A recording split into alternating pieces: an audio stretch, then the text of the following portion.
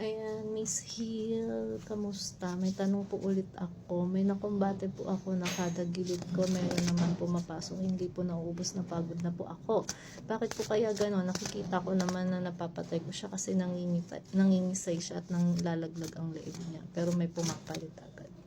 Ayan, this is it. Okay lang naman ako.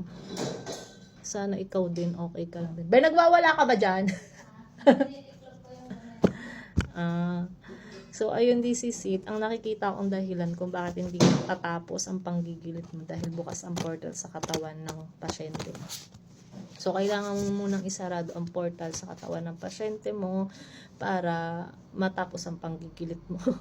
Kasi kung bukas ang portal sa katawan niya, akyat ng akyat dyan yung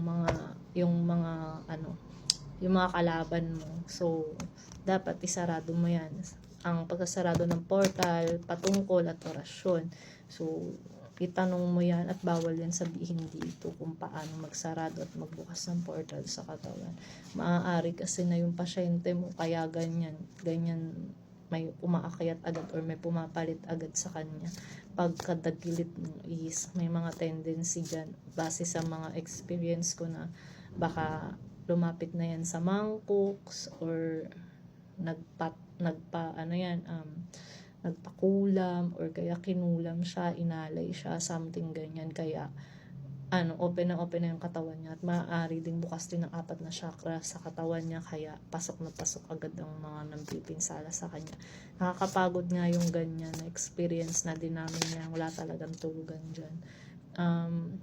Lalo na pagbatikan yung mangkukulam na kalaban mo, kailangan talaga ng hindi mo kaya na mag-isa ka lang dyan. Kailangan talaga ng tulong ng mga gabayan at ng mga kapwa mo na sa spiritual kasi nakaka-drain yan. So, ayun, this is it. Ang nakikita kong scenario dyan, bukas ang portal sa katawan niya, kailangan mong isarado yun para matapos yung pinagdadaanan yung gilit ng gilit, tapos hindi naman nauubos. Kasi ayan ang mahirap sa kumbate physical, na hindi alam ang kalagayan sa spiritual. Ang alam lang is magtawag, hindi nakikita yung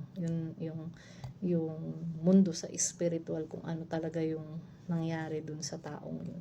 Tapos maaari ka pang linlangin dyan sa mga sasabihin ng mga mahuhuli mo. So, ayun, this is it.